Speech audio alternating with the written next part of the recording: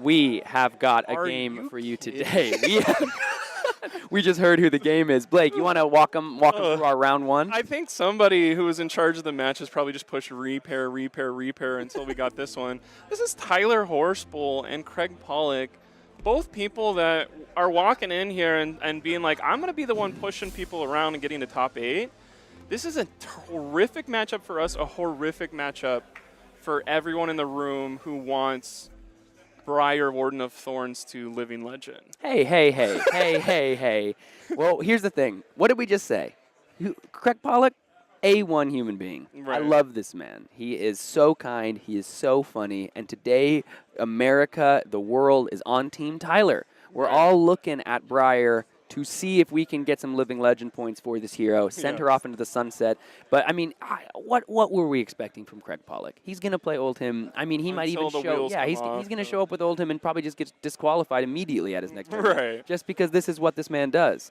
But it is time to get into the first round of the Battle Hardened Los Angeles. Tyler Horspool looks to be on the play against Craig Pollack on Oldhim, Grandfather of Eternity. Let's see how he wants to start the turn. I think what's interesting is you show up to a tournament in your backyard, and you're like, all right, slept in my own bed last night, didn't have to pay $80, didn't have to eat the crappy breakfast, and then your first matchup's Craig. Absolutely. I mean, look at, and yeah, these two players, this is a calling winner. This is last Pro Tour top 16 in Craig Pollack?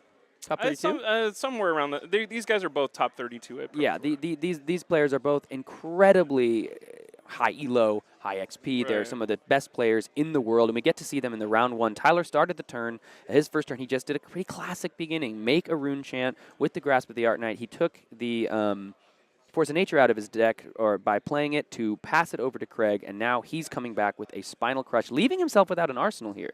Right. Which I think Craig, I think you would always want to stop Briar in its tracks instead of well, I can block 1 damage.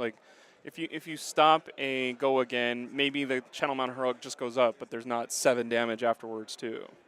Yeah, now this is a Spinal Crush, so this is representing a crush effect, turning off go again for the entire turn. This is something Briar absolutely has to respect, and you have to imagine probably doesn't want to be throwing armor block at this right away. He doesn't have any embodiments to work with, so he's going to be throwing, looks to be a couple blues at this, and an Autumn's Touch, Tome of Harvests, and we are blocking. We're going to have to use the equipment because without the embodiment of Earth, these cards aren't going to block for their entire value potential in this Briar deck. So we blocked 7 of 9. So yeah, without the grasp, that would have been terrible. Yeah, that would have been the Put crush. the grasp in the discard pile. He didn't realize. He's done. Well, yeah, I mean, let's get that back there, Tyler. Get the jitters out, Tyler. What the hell?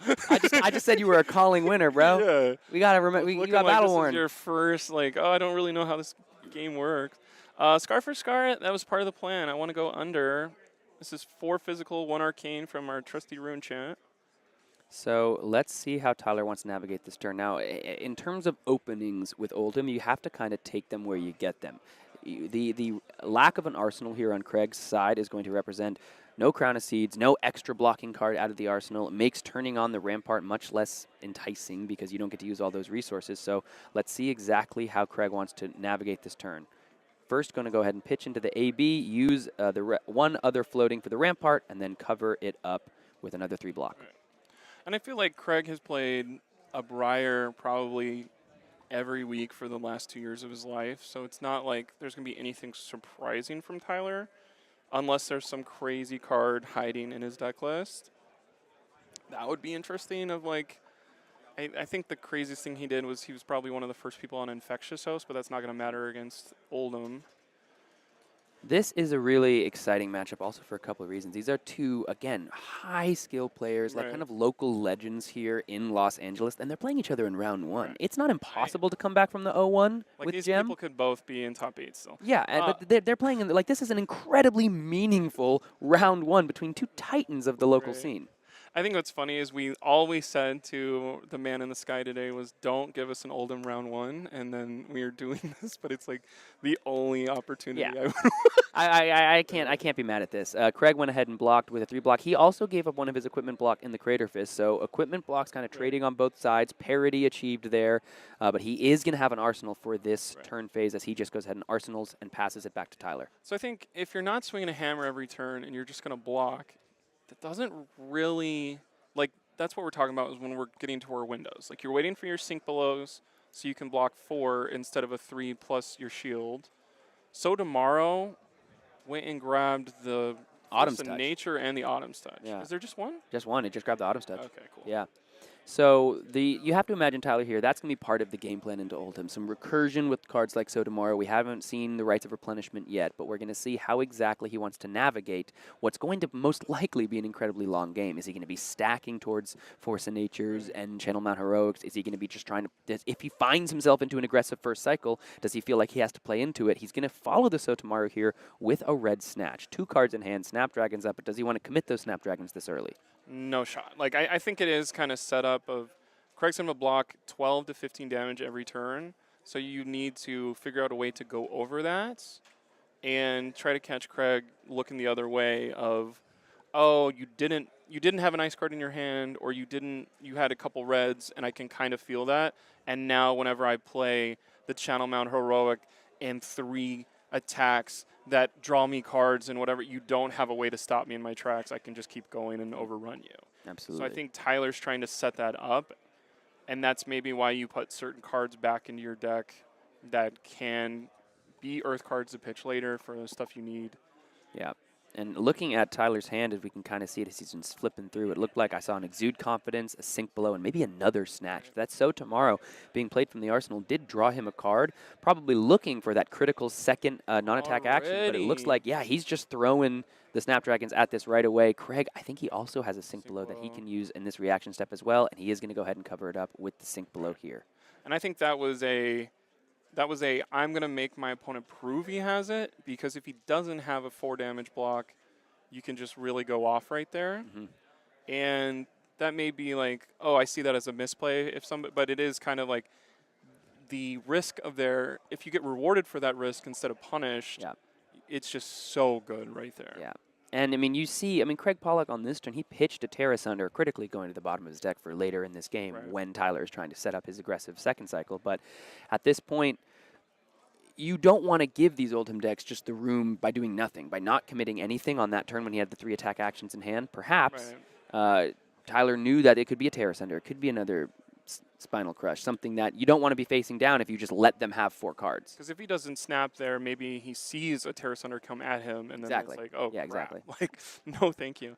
I think if you're a brand new player watching, you kind of always want to get those people involved too. These are both heroes that are going to be using fusions, where they use cards that maybe are underpowered by themselves, but they're like ice or earth cards, or Briar can even do lightning cards, and that turns on other effects of your cards.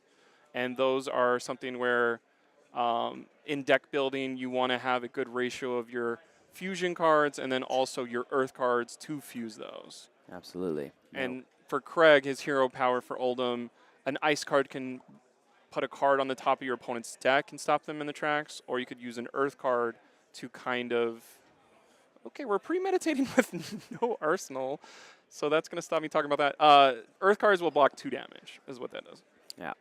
Now, this Premeditate, it's not going to give any buff to his attacks this turn because he had to have attack in his arsenal. His arsenal was a Sink Below that he used on the hammer, but it is going to represent the next time an attack hits this turn at all is going to create a Ponder regardless. Right. So it's Plunder Run at home, right? This is still creating the potential for card advantage, but the cards have to hit. Right, and it's half of a Lightning Surge token when he plays another non-attack action. Yeah, now Tyler, I think we're seeing some quote-unquote Runeblade hands from Tyler early. He had 3 attack actions and a Sink Below. Here we're seeing a Premeditate without an arsenal into a Ravenous Rabble. But critically, this is another breakpoint in the Scar for a Scar, and he remains at 1 less life than the Oldhim player, so he is going to be able to give it go again. He also has turned on his Rosetta Thorn here by playing a non-attack into an attack, and that Tunic is online, so you have to imagine we're going to see 2 and 2 coming out after this attack. And like the perfect card to have in your hand right now would be like Revel and Runeblood. Revel and Runeblood. to give you a bunch of rune chance and give you a lightning thing, but that is not going to happen. We're going to have an arsenal instead. So this is 2 and 2, which is kind of impossible to block with one card. But Craig, you're at 39. Like I'm wondering what is going on in Craig's mind. What life total does he want to be above? Yeah. Or is he comfortable with like, okay, I can take some damage here? Yeah, I mean, you kind of nailed it. At this point, with 3 cards in his hand, he's probably going to be able to send some kind of attack or do something with those 3 cards. So 4 damage, he's electing to take it here because he obviously wants to do something with these cards rather than just arsenal and pass. It's going to be A command and conquer with an arsenal behind it. big CNC. So this is threatening the arsenal. No D-reacts can be played, and we've seen that Tyler did bring them in. We've seen the sync blows.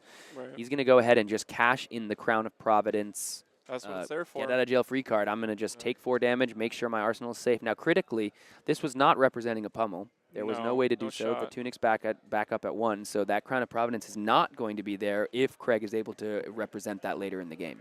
And if you have Craig's picture at home with his signature on it, you probably which I do. The autograph. Do, yeah. You know that Craig is known for his pummels, and so it is kind of like every time you can get through a turn without the possibility of pummel is pretty nice, so you don't get completely owned by it. Absolutely. We're gonna buff, and then E-strike. So this is gonna be a big number for an E-strike. I'm assuming he's not gonna say go again because the lightning. Embodiment of Lightning already gives it go again.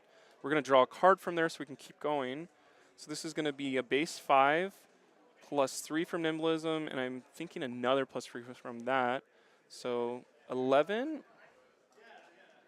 No, it's just 2 from that, so 10 total. Okay. 10 damage with go again, and it drew him a card. I mean, This is a pretty good start to your turn. You've already represented what some decks can do off a full card hand. Right. So, and you've reloaded yourself to continue, and you've turned on your Rosetta Thorn. Right. So if there's a way to either play another attack action with go again into the Rosetta Thorn, you're looking at finally chipping through some damage. One more Ravenous Rabble or what's another one that she can do? Oh, the Swarming Gloomville. I think what's interesting, it's a first round game, and it's like, I wanted to see somebody get blown up by a Kano or something. Like, Oldhim really, like, I think that's one thing that I always mention is, like, Oldhim is hard to play against because I have to pay attention. Like, the Oldhim players have trained themselves. Maybe you haven't trained yourself to play against Oldhim at any round at any time, but the Oldhim player does know, even if it's the first game or the last game of the day, I know my Oldhim in and out and can leverage the lugubrious, slow play against my opponent to maybe have them make one mistake, or they go for something because they don't think I have it for the 7th time, and then you flip over your defense reaction for the 7th time and crush them. Take some, like, demean them a bit, get them demoralized, maybe not demean, demoralize them, and really disrespect them. Yeah, like punch them in the, and just really get them out of here is what we're trying to say. You just hit me with lugubrious. Yeah, I love that I've never heard that word in my life. It just means slow and annoying. Sounds like it. Lugubrious. That's one of my SAT words. Shout outs to the Ector County Independent School District. Look at that. So we have got this Rosetta Thorn coming in here at the end. Now, electing not to use his Grasp of the Arknight beforehand, but the Oasis Respite is going to carve up all of this damage because critically it's all one source, even though it's 2 different types of damage. Right. I think one thing that's always interested me of, like, Briar always uses snaps instead of the crazy legendary shoes that they have access to. Is there a thought process behind snaps over, what are those shoes called? Where it's very the Spellbound Creepers. Spellbound Creepers. Yeah, I mean, I think it's like you talked about. It's for the biggest turns you can have. It's for the ability to get out of a turn like that 3 attack action hand, and it's for when you're Force of Natured and you're Channel Mount Heroic and you're drawing a bunch of cards and you have the potential to keep going. Sometimes you can make it work with the Spellbound Creepers, but the ultimate flexibility of the Snapdragon Scalers in a deck that doesn't run anything above 1 attack. That's what you're going to want to use it for. But look at this. While we were doing that, here's a 10 damage attack that just showed up. Yeah, now we are starting with the Bramble Spark. We pitched an Earth card to set up a Channel Mount Heroic. And here's that Swarming Gloomveil we were talking about earlier. Here's another 10 attack. Now, the last time Craig faced down on a turn that started from 10, he only lost 1 life on the whole turn. That's something where I think if you're Tyler and you're 10 minutes into your game and your opponent's only lost 6 health, are you like, yeah, that's kind of what's going to happen? Is it like, what the heck? Yeah. Now, Tyler did critically, I think, in Pro Tour, the last Pro Tour, he won an on-stream game against Charles Dunn, who is here also in a Briar and Oldhim I might matchup. have to So start he is meeting these people. So he is caring about their lives. he is definitely like accustomed and practiced in these like Right. matchups against Oldhim players who are gods, who are freaking good at the deck. He knows how to navigate towards that endgame state. So, you know, you have to imagine that he has Perfect some card. way of getting through this, even though Craig Pollack right here is able to, you know, cover it up pretty nicely with the Staunch Response and the Crown of Seeds. So the Crown of Seeds will hit the Arcane. Don't worry about that. The red Staunch Response, we're going to pitch enough to block, I think, 8 of that 10. Or maybe it's just 7. I think one thing, too, is like behind this is probably the highest level tournament we've had in SoCal in all of Flesh and Blood so far. And I think it's very interesting to see the thought process of SoCal has a very strong scene. We send our best out. And now some of the other communities have sent their best into SoCal. Yeah. And see if who's going to be left when it's all said and done. And starting off with just these two titans of the scene. Now, I think something we haven't mentioned yet that is absolutely critical for the Briar fans out there is these Oldhim decks, they've been cutting Stalagmite. They're not playing Stalagmite because they're not seeing the Fies. They're not seeing even the Icelanders, you know, that you want to disrupt them with the one Frostbite so they can't be incredibly cost effective. But, like, that is a huge boon for a deck like Briar, not having to play around a Frostbite at pretty much any time through the course of the game. That's huge for these Briar decks. So even though this is the boogeyman, even though this is tough, like Briar does have a little more legs without that shield facing across from them. Because Stalagmite can block like 7 damage on a maybe more Channel Mount Heroic turn. Yeah. Like you just don't have the gas anymore because you go so red heavy in your pitch. I think what's interesting is Craig is thinking this over, where Craig is usually one of the quickest blockers in the game of like, I know exactly what to do. So I'm wondering what is going on in his hand that's making this like, I think there's the thought process of I need to disrupt my opponent next turn so I don't face a full, what are they called? Channel Mount Heroic turn? Yeah, that would be bad. So we want to disrupt, but we also don't want to take a bunch of damage. Yeah, so he leaked 1 Arcane. He pitched a Command and Conquer, which might, you know, he only has the AB1, so it's not like he could have done more. Sending that Command and Conquer to the bottom for later in this game. And now, critically, there is a Channel Mount Heroic up and online, but Tyler's only drawn 4 cards here, and Craig's can have access to the arsenal and that full 5-card hand. So we've already used the snaps, which is our kind of get-out-of-jail-free card in terms of finding the go again. So what is Tyler going to be able to string together off of just 4 cards? It's going to depend. Off the top of his it's going to depend on just what do you draw? That's part of these Runeblade decks. That card looks purple, so I think there's a Swarming in his hand. We got a pitch. We're going to make a Rune Chant classic. This is going to create an aura, if it is a Swarming Gloomveil, to give the Swarming Gloomveil go again. And it is the Swarming Gloomveil, so this will be coming in just for 6 because we've only made the 1 aura on the turn. There was, when that card first came out and they would like hit you with it.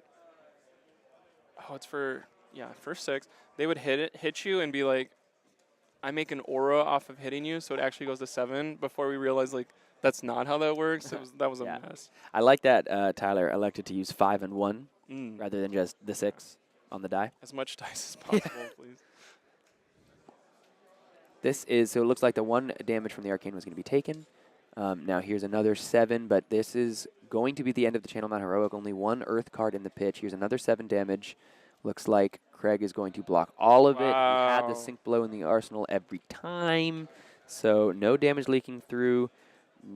This does not have go again, so this is going to be the end of the turn. We're going to put an arsenal. We're going to clear that Channel Mount Heroic, and we are 10 life down. Right, and you churn through 10 life. I think if you're Craig, you're like, okay, that's 1 Channel Mount Heroic gone. When are the other 2 going to show up? Hopefully not immediately, but we're just arsenaling. So we're choosing to block, which every other hero that does this against Briar gets immediately owned by her, and Oldhim is the one dude who can get through this. Yeah. So let's see how that one dude does on this next turn. This is going to be the dude. He's the dude. We got an arsenal and pass from Craig.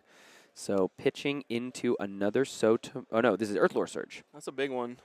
So this is Looks like a blue, so it's going to give +3 to the next attack. And we are seeing, so we're looking at an Oldhim anti-fatigue package here. This is a Rites of Replenishment. It's coming in for a lot, but this is the thing that can turn an engine on for later in the game for basically 4 cards that never run out.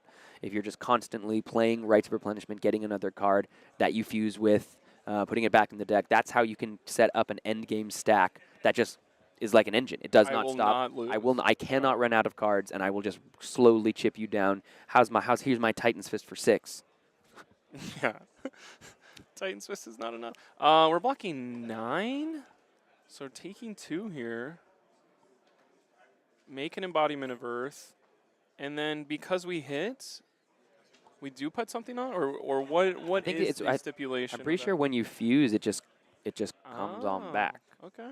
But it's been a while since I've seen the card. Sigil was another card. That's why I didn't block it all out. Because there was not an on-hit. We got an Arsenal card. So all that work you just did, immediately erased with a Sigil. Sigil is one of the plays that I always think is so backbreaking, which I don't know if other people feel this way for. I'm just a bad player, where it's like, You're not a bad player. like whenever you see the Sigil erase the stuff you just did, you're kind of like, dang it, what the heck? And then it's like back to the drawing board. We get a Gorganian Tome. That's just half of a lightning token in this deck. Maybe it thins out your deck if you're a deck thinner of people that think that way.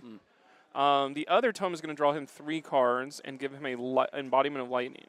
So this is probably Tyler's best hand to craft as much as he wants, because there's 4 cards in his hand that didn't exist there before.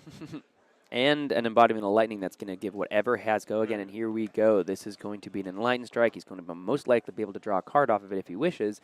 And it just has the go again. I mean, Enlightened Strike with go again is just It's nice. It's just crazy. Yeah. And I think Briar is the deck that has the greatest access to that effect the most consistently. Doesn't have to rely on the Razor Reflexes and the Snapdragon Scalers necessarily. She has these embodiments of lightning that are going to turn on these turns. And I think that's true with just every strong generic card. Who's the best hero that can use those generic cards effectively? It's Briar. And that's why she's at 999.5 right now. And other decks are like, I mean, I'd love to play Coax of Commotion, but what am I going to do after that? Hey, Icelander uses Wounded Bull. Oh. You know, put some respect on Wounded Bull's name. This is going to be a block for 3, so 2 damage leaking through. And just like that, we're sub 30. Just like until the Sigil comes down. We're sub 30. Yeah. Embodiment of Earth created. Look at that. So disciplined.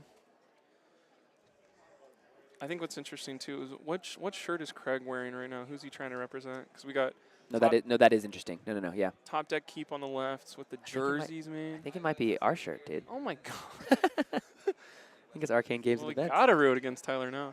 What are we looking for a graveyard for? We're like, okay, how much gas is already in there? Checking threats. Ooh, Amulet of Earth, which is going to break the chain. Upon Earth Fusion, at any point later, he's going to be able to pump up his attacks and his blocks if he wishes. We're going to make a Rune Chant. Now, we had all these cards come into our hand. Is this what we want to be doing? We're left with 2 cards left. Looks like one of them is a Lightning Surge that needs to start in the arsenal. I think maybe a Coax of Commotion. I can't quite tell, but this is probably not the damage output you wanted to see after drawing that many cards. Only 9 to 10 with the Rune Chant damage. Unless you're in the mindset of, I need to build the combo turn to go over on a Force of Nature, and then having the amulet that comes at instant speed to bump something is perfect. Having that game plan. Yeah, and perhaps that amulet as well on a Force of Nature turn, if you need attacks to be higher than their base power to draw a card, you can represent that they don't have enough power to do so, but then instant speed activate the amulet to turn on that effect. Again, we've seen Oldhim, the Oldhim player here, pitching some powerful red cards to the bottom. Terra Sunders are going to the bottom. The Command and Conquers are going to the bottom. We've seen the Rites of Replenishment and the So Tomorrows from Tyler. So you have to imagine that even though these life totals haven't moved much, about halfway through the game, both of these players are playing towards an end game that they're sculpting very, intentfully. With full intention. With full intention. Everything's blocked there. I think what's interesting, too, is you see there's a bit of commotion already. So I think if you're a good player and you're playing a deck that had a good matchup, you just killed your opponent in 18 minutes. Like I saw a Kano person behind somebody. There's a couple ninjas walking around. So I think some people have already had their heart broken already. Not this matchup, though. There's still 30 health to Yeah, go for. Craig able to Is he find sigiled found again? another Get out sigil of of here. solace. I heard Nick Butcher talking about this on the Arsenal Pass podcast about how in a deck like Oldhim, sigils can be even more annoying and even more effective. It's not just like, oh, it could be a card that blocks 3. It's Right. like, no, that life is harder to come by in an Oldhim deck. These Oldhim decks, what he was saying is it's not just I need to win, it's you need to have a way to beat me. It's Right. not just do I need a way to win? And those Sigil of Solaces make it harder for your opponent to beat this deck. It has so many defensive tools. So Tyler here going to go ahead and try to have his best clapback with a Nimblism into the Lightning Surge from Arsenal. Sheesh. Not my glacial footsteps. Oh, perfect block. Craig's like, who cares? I feel like that's the third sink below at this point, though. Yeah, I think you're right. I think that is the third sink below. So, But now that you blocked with 2 cards, let me force a nature now and see if you got it like that. yeah, interesting. So we got rid of the defense reaction. And this is going to be Infectious Host staying in the deck because you need as much damage output as you can get, probably. And maybe this is a time where Craig's like, well, I'm not going to block that out. I'll take 1 damage from this. And then you get to draw a card off a Force of Nature. I don't know if he fused it. no, he hasn't fused Yeah, okay. on the turn. No, yeah. So they're just double checking a bunch of times, making sure. But yeah, it doesn't look like Tyler had the cards in his hand. And if he had played that Force of Nature on the Lightning Surge, he wouldn't have been able to give the Infectious Host go again. So rather than knowing that, probably guessing that the Lightning Surge was going to get blocked, he was just wanting to get the go again across, 4 more damage into the Rosetta Thorn. This is still damage, but unfortunately that's 2 Force of Natures now, 1 on turn 0 and 1 on this turn that have Low done power, nothing. Yes, yeah. actually nothing. Oh my god, someone just threw fruit snacks at us. So early on in the day, right? And you can just get addicted to fruit snacks immediately. And Cheez-Its? You want us to chomp on Cheez-Its while these people are throwing Rosetta Thorns at each other? We're blocking a Rosetta Thorn every time is kind of what Craig's thinking. I don't think Craig has attacked in probably 6 or 7 turns at this point.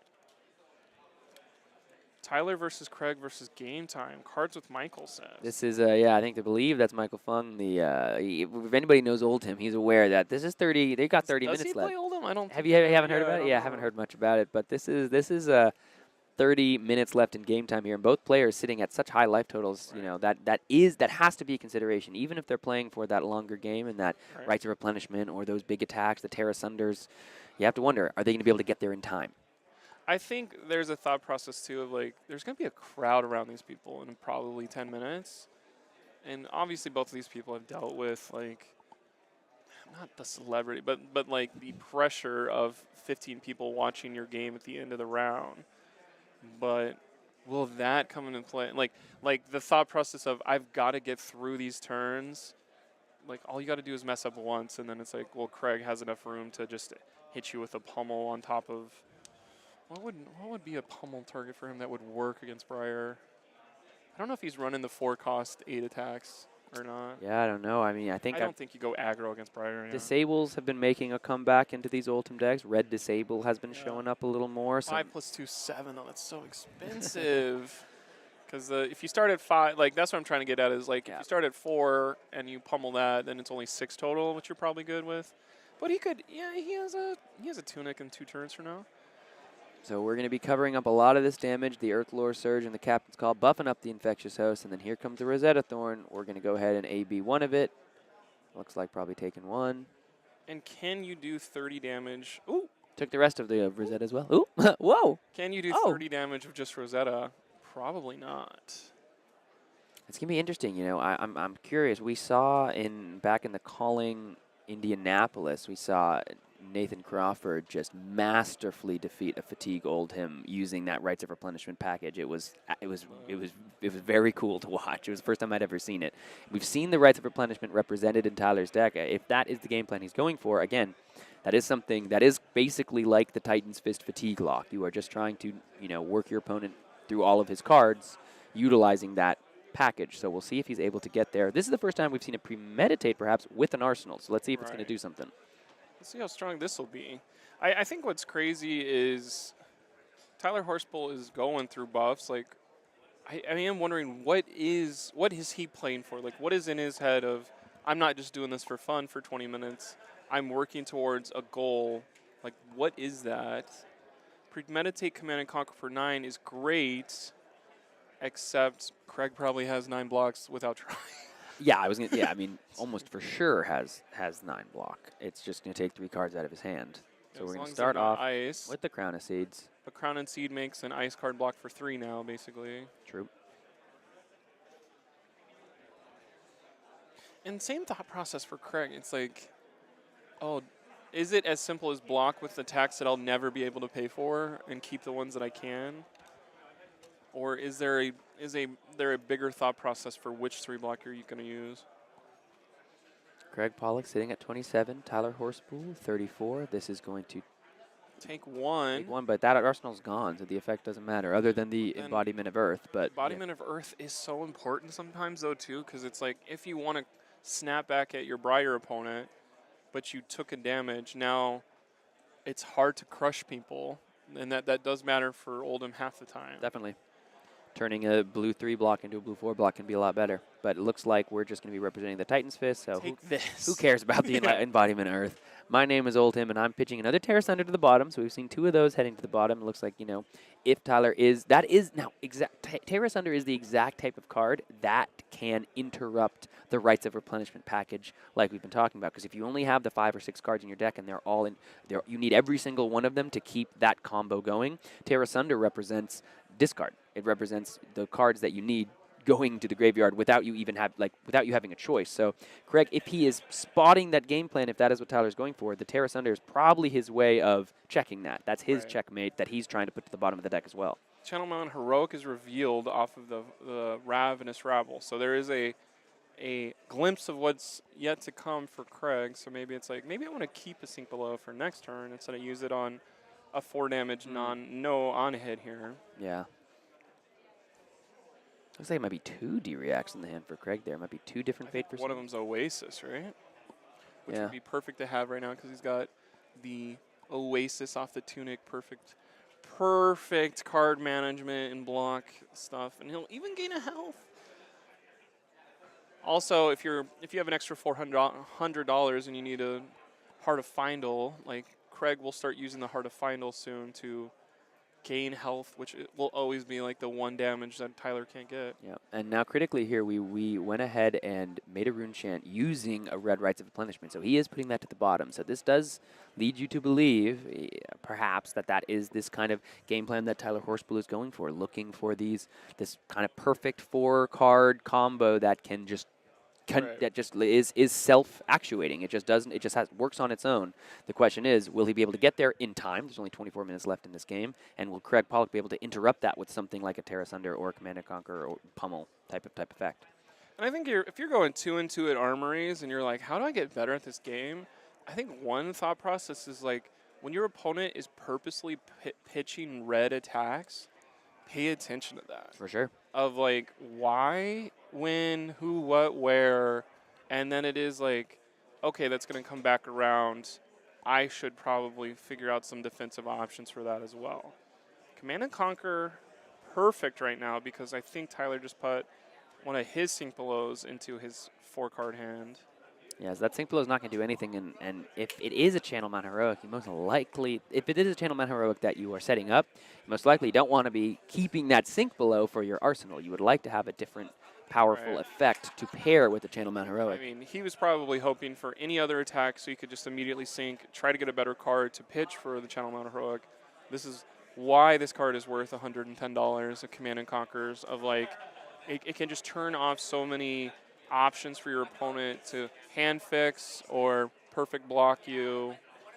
And we see the Channel Mount Heroic block instead of be used, which I think is, you're just like, thank God if you're Craig. Yeah, now there's still 1 left in Tyler Horspool's deck, but again, that might not even be the game plan here. We're going to go ahead and lead again out with the Coax of Commotion, keeping a card in hand.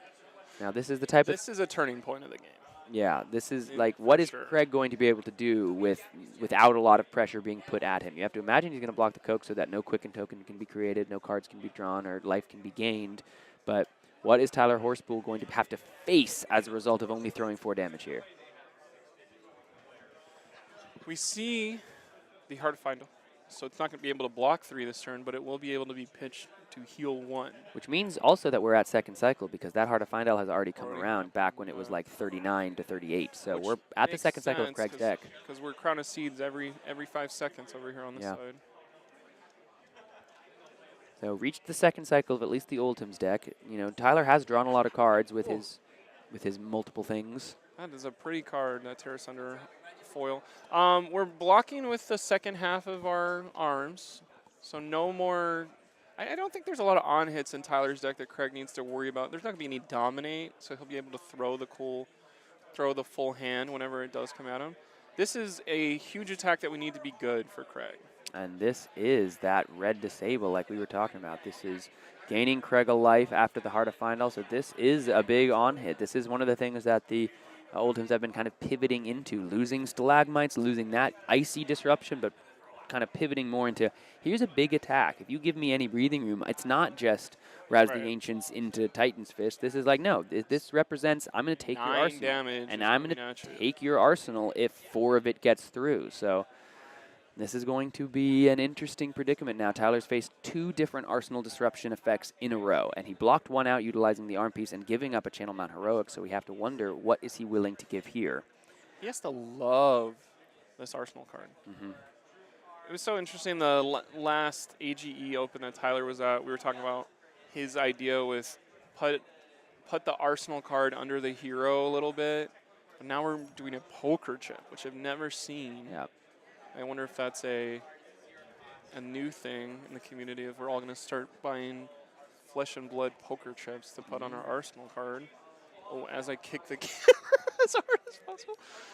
We're blocking a lot. We're blocking enough to not get crushed, which is important. Yeah, this is going to block for 7, so only 2 points of damage coming through. So, hey, there was that sink below that we saw, 2 turns ago. And once again, we know that it's not a pummel because if there was a 3rd counter on Tunic, Tyler probably overblocks just to not get owned by this. Bramble Spark, so we're going to be giving +3 to whatever attack is in our arsenal. Hopefully it's an attack. I think it's a snatch, but it looks like this is going to be first. Give it a Rune Chant too, so there's 2 Arcane on top of a snatch for 4. Yeah, and Tyler here electing, he decides, I want to turn this blue card into 1 arcane damage rather than keep it in my arsenal. He doesn't have these Crown of Seeds effects to just get a big clunky 3 cost out of the arsenal. So at this point, it's going to be coming in for more because it was fused. There's also a point of arcane from Bramble Spark as well, right? There's 7, not 4 Blake. Yeah. And I think if you do the thought process of, I'm going to block for 7, this is where there is the ability. No, he didn't. No, he did fuse. Yeah, he did fuse. So the amulet is live to like bump it up to 8 just to get a card from my arsenal. That is true. So now if you're like, I'm in dire straits right now, I need an arsenal card to build my thing, it's like you could maybe give up one of your future Force of Nature turns that maybe isn't going to happen here. Yep. Now, yeah, that is interesting. Perhaps if you block for 7 and if you're Craig here, and Tyler represents that instant speed buff, do you then respond with your Crown of Seeds effect to prevent that damage? Are you willing to give up another card at that point? A little bit of interplay here. Or are you just going to block 8 to turn the agency of your opponent off immediately? 2 regular cards and a nice card just says, too bad, Tyler. But he's taking it? Oh, no, that was so weird. What were they doing? Oh, they're probably doing he took the arcane. Okay. Yeah, because there's 1 from Bramble Spark. He's not going to take the whole whatchamacallit. 18 minutes left, though, for these players. This is going to be interesting to see how they can navigate the life totals here. That's now a perfect block. But now we're at this exact situation. Is it blocking for 8 because it's, or no, he's just Crown of Seedsing immediately. Just to make sure it's easy.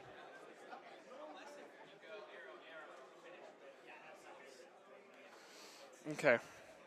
So now if you're Tyler, you've spent 35 minutes to do 14 health, and you have 17 minutes left to do the other 26. I feel you're like, this is not great. Yeah, it's going to be tough, again, for both of these players, because if neither of them elect to concede here, it's not good in round 1 to get the draw. On national TV, too. Titan's Fist. I think that's okay, I'll take it. Who cares? You're hoping to grab your third Scar for Scar right here just to start things off. But I don't know if Tyler has the draws like that today. Captain's Call goes from the pitch zone to the play zone. Quick trick. Command and Conquer. Utilizing the Tunic, putting a Nimblism to the bottom of the deck. Going to keep an Arsenal card for his next turn. This is going to threaten that Arsenal, but again, that Arsenal, I wonder if there's a way for the Oldhim to manipulate that Arsenal. Maybe not. You don't think so? Yeah, this is a really threatening Command and Conquer here then from the Briar player. Oh, it was a bluff. Talk about manipulation. Geez. And I think what's interesting, we just said how much Tyler Horspool, like how much health he's gone through. It's actually 9 more because 3 sigils has been played, so he is halfway there if sigil ever gets banned. I think sigil's such a classic card with the classic bluffs you can do. Where you maybe don't care about this Command and Conquer anymore. Which I think he did take the damage, and Rosetta is just going to do 2 and 2 for another couple months.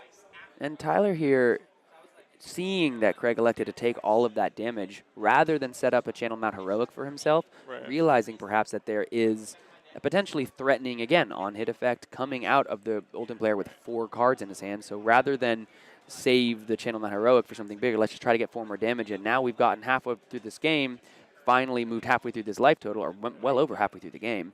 But the Spinal Crush now just going to take 6 block. And I think you mentioned earlier, when we get back to the pitch deck, what does that mean for both of our players? Okay, now Craig is putting his best attacks with blues, with pummels, with the thought process of I could tear asunder one of these times. And Tyler has to use some of his best attacks to start off to get anywhere with damage. So Tyler's deck is getting worse, and Craig's deck is getting way better. Yeah, because he's been putting these threats and these powerful effects to the bottom of the deck. I mean, here he had to block 2 cards, so this is now just 1 arcane and 2 physical. He's going to try to set up an arsenal for himself, but now what is that going to allow Craig to do? I think I saw one of those Terror Sunders in his hand. So is he going to now, is this where the Oldhim is able to, I've stayed alive long enough, I've preserved some threats with my Crown of Seeds. It's even if he arsenals big red attacks that normally would be clunky to get out of there, boom, Crown of Seeds it away, and not only put it away from your arsenal, but set up that big attack for later in the game. Jeez. Craig was looking around like somebody just yelled at him or something. I don't know what that was. Oh, we're going to Command and Conquer, which isn't the strongest thing, but do I have a palm in my hand and a pitch card for it? Yes. What is going on over there? Craig looks distraught. Hopefully they're alleviating any stress Craig has. We are pummeling a Command and Conquer. Yeah, Tyler is shaking over his head. it. This is the first pummel we've seen, and this is what we talked about. By using that Crown of Seeds early, we're now going to lose a Snatch, and we're going to lose a card from hand, and we're going to take a bunch of damage, and we're losing the Sink below. So talk about going to time. All of a sudden, the Oldhim is able to get some aggression in, and Tyler Horspool on Briar here, back down to 11, able to fuse a Bramble Spark, but he's now having to worry about his life total as well. Because all of a sudden, these Titan's Fists, they're representing actual threat to the end of the game. I think what's crazy too is like Briar feels like one of the highest damage output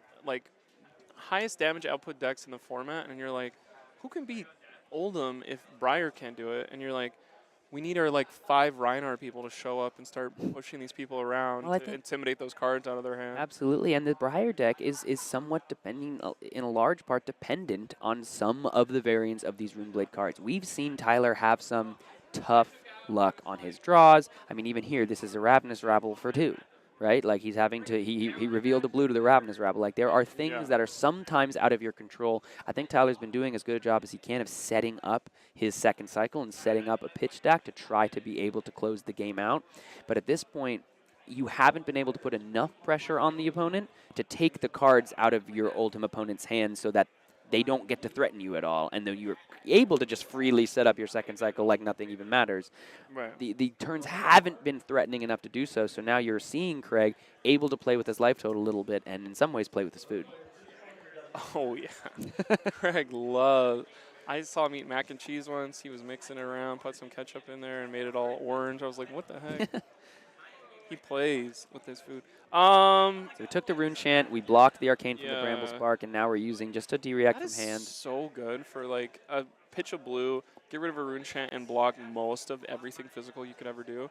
Obviously, that's a huge overblock for a blue whatchamacallit, but it's just like, get this out of my hand so I can have only strong attacks from now on. And now we're going to go ahead and come in with Titan's Fist. Ticks up the Tunic to 3. Going to have the Arsenal represented. Looks like he took the, I think he took the 4 damage from the Rosetta Thorn. Both players playing with a little more alacrity here, aware that it's gone down to 12 minutes left in the round timer. Decks are also getting thin on both sides. Craig's deck is not looking huge at this point anymore. So we'll see what is he able to string together here for the Briar player. Starting off with the Earthlore Surge into the Premeditate. This is just going to make the Embodiment of Lightning because there is no Arsenal.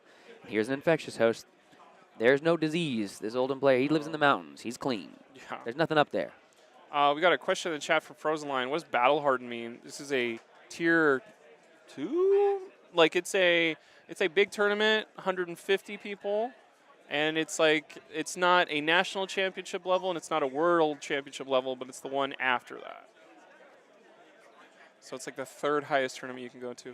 Infectious Host for 9. Like, these are some big Infectious Hosts. These are some big Infectious Hosts. Now, this Heart of Findal only able to get 1 point of value over this whole game, other than that just being a non-block. But he's covering it up with this final red Staunch Response, leading into now the Rosetta Thorn, once again coming in for 2 and 2. But Tyler here, down to 7, has to be thinking about his life total. Craig, he's at 14. He can probably take a 4 damage attack from this Rosetta Thorn, depending on what he wants to send back. He's going to go ahead and first, looks like he's looking for the Tunic. I think we're just waiting for the first time. Oh, well, the best thing about Oasis Response is it takes care of both the 2 physical from the Rosetta Thorn and the 2 arcane that's coming on top, because it's all one source of damage.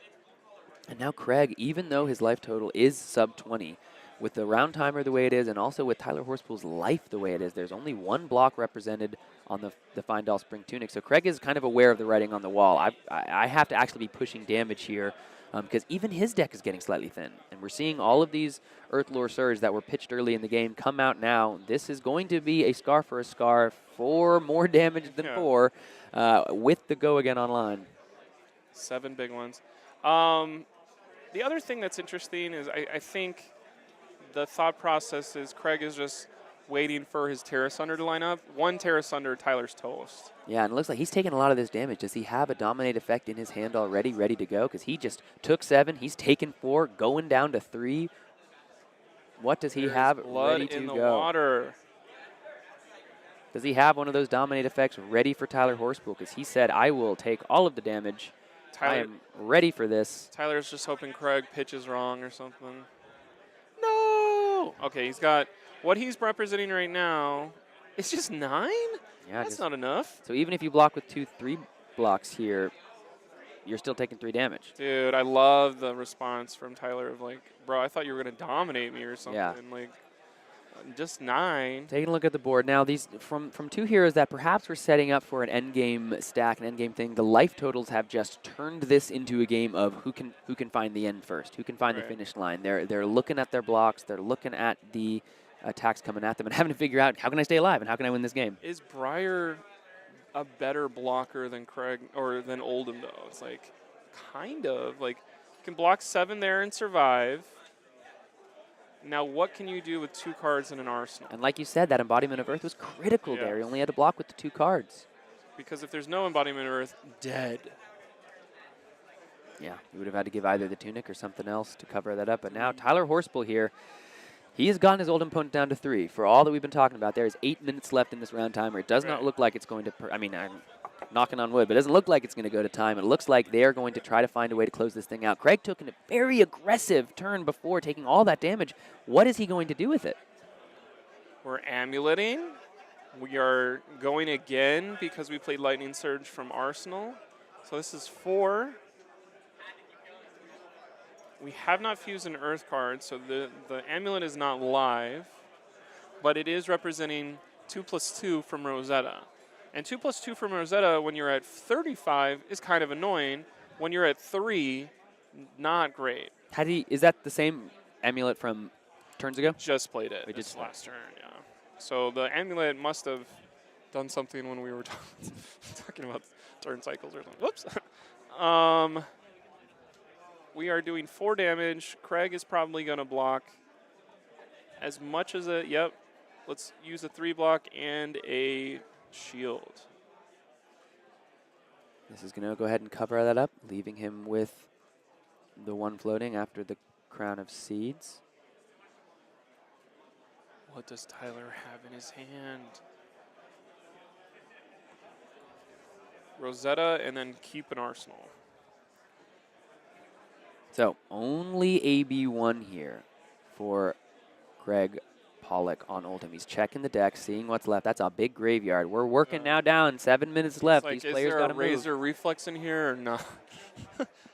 I swear that's one thing where if you are a Runeblade player and playing Rosetta, there's probably some interesting, like, play 1 razor reflex. Oh, I think it's because it's a sword. Yeah. Sword or dagger, huh? Interesting. And you could just Interesting. just ruin people's lives at this point. Imagine. Especially if they don't see you pitch it, because it's like your Tome of Harvest target or something. Or they do see you pitch it, and they're just like, wait, crap. what? Yeah. So this is now Rosetta Thorn coming in. How is Craig going to want to deal with this? Tyler, hands on the head, staring down an old opponent at 3 life, 6 minutes left in the game. He himself at 1. Any dominate effect probably is going to be able to close this game out, but is Craig going to be able to keep enough cards to do so? They're both working against the clock and their own life totals here. And I think what's interesting is, like, what is a better weapon when your weapon, mono e mono, weapon e weapon? It's like Titan's Fist or Rosetta. Which one would you rather have in a 1v1 situation? Which one requires more setup? The Rosetta Thorn Yeah. requiring 2 other cards to be played to get the full value out of it, and that full value is a total damage that the Titan's Fist gives you with just 1 card. So sick. Who knew Titan's Fist was a good card? We're blocking with Tunic? This game is not lasting longer than 3 turns. Blocking with Tunic, we're going to 1. We took 1 Arcane and 1 Physical to take 2 total damage. Dude, it's 1v1. 5 minutes and 20 seconds here. Craig Pollack, 3 cards in hand. Tear asunder. Good weapon. Eye. This is now. Do you have Oasis? 5 with Dominate, right? Yes. So we need He's at 1. We need a D-react. The Tunic will block 1. He's looking in his graveyard if he has an instant reaction from there. That card doesn't. And that's going to do it. The Terra Sunders that we saw pitched early in the game, as we said, those are going to be his ways to close this thing out. It went down to 1-1. It didn't come to that end game combo. It just came down to powerful Oldhim cards doing what they want to do. Block for a majority of the game, allow him to play with his life total, and cut back to those powerful threats that are going to allow him to close this game out. And Oldhim taking down one of the best Briar players here we have in Southern California to start off Battle Hard in Los Angeles. If you were excited to have a living legend party today for the good old Rosetta Thorn, you kind of just lost one of your best party planner person for it, which is kind of like, yikes. We did say we don't want an Oldhim in round 1. That was still interesting. Hey. 2 titans of the Southern California scene. Yeah, what a match. I mean, it was interesting to watch these players. I mean, it kind of felt like the prototypical Briar versus Oldhim game, right? Like you 9 had extra health, you can't get there. Yeah, 9x. Yeah, those Sigil of Solaces were huge. Oh, 9 extra health. Heart of Findle. 1 point. I think you only got one life out of it. We're healing 10. So that's 50 you got to get through. Oasis probably healed maybe 1 time. I think if you're calculating at home, we don't have calculators here, just whiteboards. 1 clipboard. It is something where I can beat a 40 health hero. I feel confident with that. Yeah. Does my deck beat a 50 card hero? Yeah. Absolutely not. Well, and I 50 think health hero. And I think a huge part I mean, not a huge part of it, but these Runeblade games can be dictated by how the cards come and in what order, right? And we didn't see Tyler have too many incredibly spike powerful turns. It was some good turns, but a lot of navigating some clunkers. And the Oldhim there, like the Oldhim almost never draws a clunker. It's like anti-Oldhim to draw clunkers. You just filter your hand, you make it all work.